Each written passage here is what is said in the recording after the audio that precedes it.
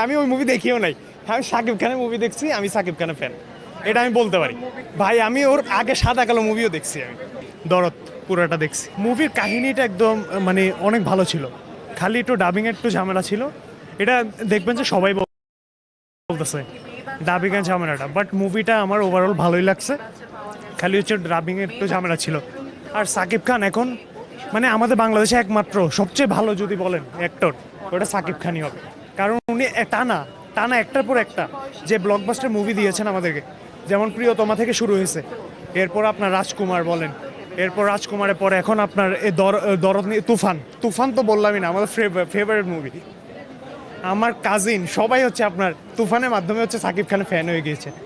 মানে তুফান আর সবাই আমরা অপেক্ষা করছি তুফান 2। এখন দরদ এসেছে, একটু একটু ডিসঅ্যাপয়েন্ট হয়েছে, কারণ আরও অনেক আশা ছিল। হ্যাঁ, কারণ আপনার ডাবিংয়ে অনেক ঝামেলা করছে একটু।